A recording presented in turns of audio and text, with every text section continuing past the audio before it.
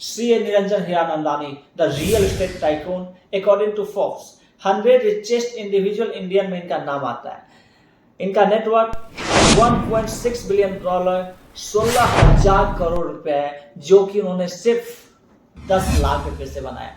हाँ जी, इनका 40 साल का सफर जो उन्होंने स्टार्ट किया एज ए अकाउंट टीचर, फिर टेक्सटाइल बिजनेस में हाथ आजमाया और आज ये एक रियल एस्टेट टाइकून है। जहां बहुत सारे ऐसे बिल्डर हैं जिनको उनकी हरकत की वजह से सरकार नोटिस देती है, जेल में डाल देती है। ये एक ऐसे बिल्डर है जिनसे सरकार सलाह लेती है, इनके काम से इंप्रेस होके सरकार इनको अवार्ड देते हैं। हाँ जी, मैं बात करने वाला हूँ CA निरंजन हीरानंदानी के बारे में। तो मैं CA रोशन कुमार सिंह आज आपके साथ इस वीडियो में चर्चा करेंगे about the cofounder of Hiranandani group, CA Niranjan Hiranandani. इससे पहले आप लोगों ने यदि मेरा चैनल सब्सक्राइब नहीं किया तो प्लीज सब्सक्राइब कर ले। इस चैनल को हम लेकर आए हैं सेल्फ मेड बिलियनियर का एक सीरीज। इससे पहला वीडियो हमने बनाया था श्री सावजी भाई ढोलकिया के लाइफ के ऊपर, कैसे इन्होंने 3900 रुपए से 12,000 करोड़ रुपए का एक बिजनेस खड़ा कर दिया, डायमंड किंग कहलाते हैं। यदि आप लोगों ने वो वीडियो नहीं देखा है तो मैंने डिस्क्रिप्शन में लिंक दे दिया है, वहां जाकर वो वीडियो आप लोग जरूर देखें। बहुत सारे लाइफ लेसन आपको श्री सावजी भाई ढोलकिया के लाइफ से मिलेगा सीखने को। तो आइए ये वीडियो चालू करते हैं। निरंजन हीरानंदानी, इनका जन्म बॉम्बे में हुआ सन 1950 में। इनका फैमिली बैकग्राउंड, इनके फैमिली में इनके पापा एक जाने माने मेडिकल सर्जन हैं। इनको उनके पापा को भी पद्म मिल चुका है। इनके बड़े भाई भी मेडिकल के फील्ड में ही थे। अब स्टार्टिंग के दिन में समझो इनके फैमिली में सारे मेडिकल फील्ड में हैं। अब ये जब छोटे थे तो उन्होंने देखा कि अरे बहुत मेहनत करना पड़ता है साइंस में, मेडिकल में, तो हमें इस मेहनत नहीं करना है। तो ये थोड़ा आलसी निकले, इन्होंने बोला हम कॉमर्स रख लें। लेकिन हाँ, पढ़ने में ये भी इंटेलिजेंट थे। कॉमर्स रखा, कॉमर्स से इन्होंने ग्रेजुएशन किया। वहां पे उन्होंने बॉम्बे कॉलेज में 2nd रैंक हासिल किया। लेकिन परिवार में जब सब इतने बड़े पद पे हो तो भैया इनको भी तो लालच होगा कि अपने परिवार के लिए कुछ करे। तो इन्होंने डिसाइड किया कि एक ऐसा डिग्री, रेप्यूटेबल डिग्री अचीव करे। उन्होंने CA किया, चार्टर्ड अकाउंटेंसी का इन्होंने कोर्स पूरा किया। अब जब ये CA बन गए तो इनके पास 2 रास्ते थे, या तो ये जॉब करेंगे या करेंगे बिजनेस। जॉब इनको करना नहीं था क्योंकि बिजनेस का कीड़ा इनके माइंड में बचपन में ही आ गया। जब उनके पापा के बड़े बड़े क्लाइंट थे, उन बड़े बड़े बिजनेसमैन उनके पापा के क्लाइंट हुआ करते थे, वहीं से उन्होंने सोचा कि हमें करना क्या है, ओके। तो इन्होंने जॉब नहीं किया। स्टार्टिंग में जब ये CA बने तो कुछ सालों के लिए ICAI का एज ए फैकल्टी मेंबर उन्होंने पढ़ाना, अकाउंटिंग पढ़ाना चालू किया। वहां कुछ सालों तक पढ़ाया, लेकिन उनको वहां जचा नहीं। फिर ये आगे बॉम्बे में उन्होंने स्टार्टिंग किया। इनका स्टार्टिंग जो बिजनेस था वो टेक्सटाइल का। टेक्सटाइल में लूम्स का काम होता है, जहां पे धागा से कपड़ा बनता है। ये काम इन्होंने चालू किया। ठीक ठाक चल रहा था भाई साहब का काम, लेकिन इनको संतुष्टि नहीं थी। इनको कीड़ा जगा और ये बोला साथ में क्या करते हैं, रियल एस्टेट। अब क्या है कि इनका दोनों काम चलने लगा। रियल एस्टेट का भी काम चल रहा था और टेक्सटाइल वाला भी काम चल रहा था। इनके मन में हुआ कंफ्यूजन, करे तो करे क्या, रियल एस्टेट चालू करे फुल टाइम या फिर टेक्सटाइल फुल टाइम करे। उसी बीच में जब आपके मन में कंफ्यूजन होता है तो भगवान आपको एक रास्ता दिखाते हैं। एक टेक्सटाइल इंडस्ट्री में एक नोटिफिकेशन आया, सर्कुलर आया कि जितने भी एम्प्लॉय है उसका वेजेस डबल किया जाए। अब इनको मिल गया रास्ता कि भाई साहब वेजेस डबल करेंगे तो खर्चा बढ़ जाएगा। इससे अच्छा करते हैं टेक्सटाइल को करते हैं बंद और फुल टाइम करते हैं अपना रियल एस्टेट बिजनेस को चालू। और यहां से इनका सफर हो गया चालू। अर्ली 80s में जब रियल एस्टेट में कोई सोच भी नहीं रहा था कि वाटर वेस्ट रिसाइकल ट्रीटमेंट करेंगे, इन्होंने तब से वाटर जो रेन वाटर था ना उसको रिसाइकल करना चालू कर दिया था। ये रियल एस्टेट में बहुत सारे बिल्डर ऐसे होते हैं जो सिर्फ पैसा के लिए रियल एस्टेट में आते हैं, कुछ भी बना के दे देते, अपने कस्टमर को चिपका देते, उनसे पैसा कमा लेते और साइड हो जाते हैं। है ना जी।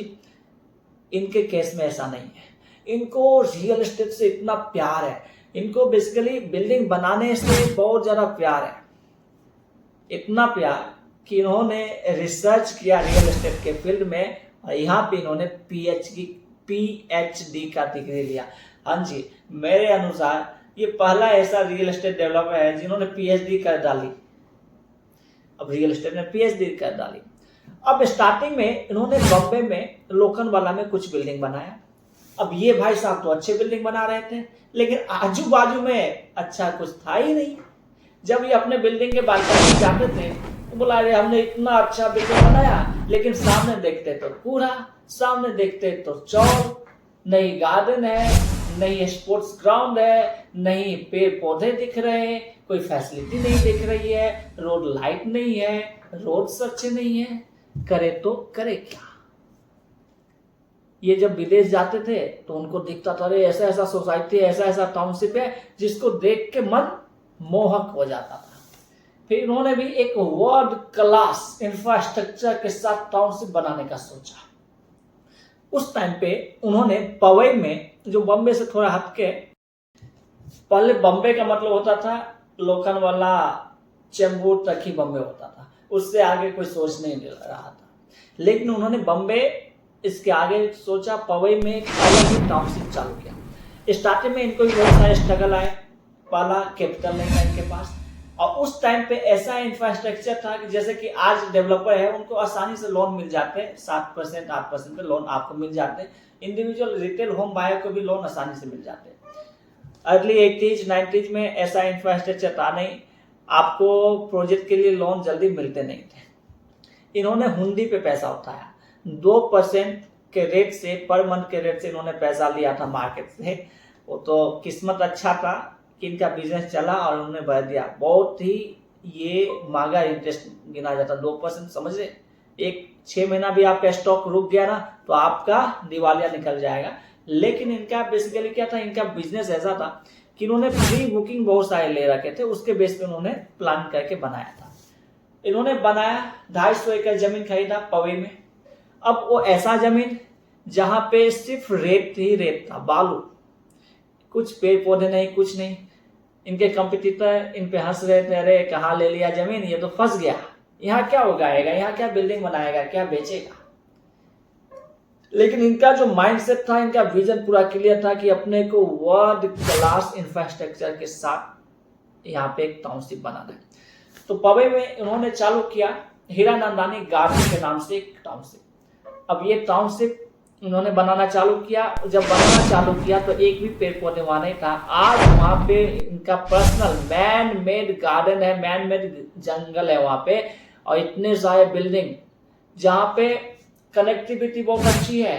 वो बिल्डिंग के आसपास में रोड बहुत अच्छे है, फैसिलिटी बहुत अच्छी है, हॉस्पिटल है, मॉल है, गार्डन है, प्ले ग्राउंड है। हाँ जी, ऐसा टाउनशिप बना है जो कि वर्ल्ड क्लास इंफ्रास्ट्रक्चर को मैच करता है। उसके बाद इनके काम को देखकर सरकार इनसे सलाह लेते हैं। ये सरकार के बहुत सारे गवर्नमेंट के ऐसे बॉडीज है जिसमें इन्होंने as a chairman, as a member रह चुके हैं। बॉम्बे डेवलपमेंट अथॉरिटी का भी ये चेयरमैन रह चुके हैं। तो इन्होंने काम किया। उसके बाद पवई इनका बहुत ही हिट प्रोजेक्ट रहा। उसके बाद उन्होंने थाने में एक हीरानंदानी एस्टेट के नाम से टाउनशिप डेवलपमेंट किया, ये भी बहुत हिट हुआ। आज इनका बिजनेस न सिर्फ बॉम्बे में है, बॉम्बे, थाने, हैदराबाद, साउथ इंडिया में बहुत सारा बिजनेस इनका है। अब समझो इनका बिजनेस ग्रोथ क्या हुआ, ग्रेजुअली ग्रोथ हुआ। सुनो, आप लोगों को मैं बताऊंगा कि आज के जो लड़के होते हैं, जो बिजनेसमैन होते हैं ना, उनको जल्दीबाजी है कि आज बिजनेस चालू किए, 1 साल बाद पैसा देना चालू करते। इन्होंने 40 साल दिया है बिजनेस को, ग्रेजुअली ग्रोथ किया है। आज ये सिर्फ रियल एस्टेट में नहीं है, ये एजुकेशन के फील्ड में है, ये हेल्थ केयर के फील्ड में है, इंफ्रास्ट्रक्चर डेवलपमेंट भी करते हैं, रोड भी डेवलपमेंट करते हैं, डाटा सेंटर भी है, बहुत सारे डाइवर्सिफिकेशन किया, लेकिन स्टेप बाय स्टेप। अब समझो पहले इन्होंने बनाया रियल एस्टेट में, वहां उन्होंने टाउनशिप बनाया, वहां पब्लिक आगे रहने के लिए। पब्लिक आए तो पब्लिक को स्कूल तो चाहिए इनके बच्चे पढ़ने के लिए, इन्होंने अपना ही स्कूल खोल डाला। आज हीरानंदानी ग्रुप का 30+ स्कूल ऑपरेटेड है। इन्होंने अपना पर्सनल कॉलेज खोल डाला, वहाँ पे ये ट्रेनिंग देते हैं। इनका अपना हॉस्पिटल है, पहला हॉस्पिटल इन्होंने थाने में खोला 2006 में, उसके बाद बॉम्बे में। तो ये हेल्थ केयर के बिजनेस में भी आ गए। हीरानंदानी ग्रुप में हीरानंदानी जी का एक और भी इनिशिएटिव है। इन्होंने एक बिजनेस चालू किया नोएडा में, डाटा सेंटर का बिजनेस, जो कि इंडिया का 2nd लार्जेस्ट डाटा सेंटर इन्होंने खोला। अब डाटा सेंटर के बिजनेस पे यदि आप लोग बोलोगे तो उस पर मैं एक स्पेसिफिक वीडियो बनाऊंगा कि डाटा सेंटर का बिजनेस मॉडल काम कैसे करता है। तो आप लोग मुझे कमेंट में बताना, तो मैं उस पर एक स्पेसिफिक वीडियो बनाऊंगा। तो इनके लाइफ से आप पहला चीज ये सीख सकते हैं कि भाई एक बिजनेस नहीं चलाना तो दूसरे पे जाने से डरो मत। इन्होंने रिस्क बहुत ज्यादा लिया, हुंडी पे पैसा लिया, कम कैपिटल के साथ चालू किया, चलता हुआ बिजनेस को उन्होंने बंद कर दिया, टेक्सटाइल बिजनेस को। स्टेप बाय स्टेप ग्रेजुअली इन्होंने ग्रोथ करना सीखा। पहले छोटा छोटा बिल्डिंग बनाया, फिर उन्होंने बड़ा एक टाउनशिप बनाया। आज तो हीरानंदानी एक ब्रांड है। रियल एस्टेट के बिजनेस में पहले आया, उसके बाद उन्होंने ग्रेजुअली एजुकेशन सेक्टर में भी चले गए, इंफ्रास्ट्रक्चर में भी चले गए, मेडिकल हेल्थ केयर सेक्टर में भी चले गए, डेटा सेंटर भी का भी डेवलपमेंट करते। तो आप ग्रेजुअली सक्सेस होना चालू कर देंगे। ग्रेजुअली आप डाइवर्सिफिकेशन कर सकते हैं, एक साथ सारे मुद्दे पे हाथ नहीं डालना है। हाँ जी, इस वीडियो से आप लोगों को बहुत सारी चीज आपने देखा होगा, सीखा होगा। तो प्लीज लाइक, सब्सक्राइब, शेयर करें। Thank you.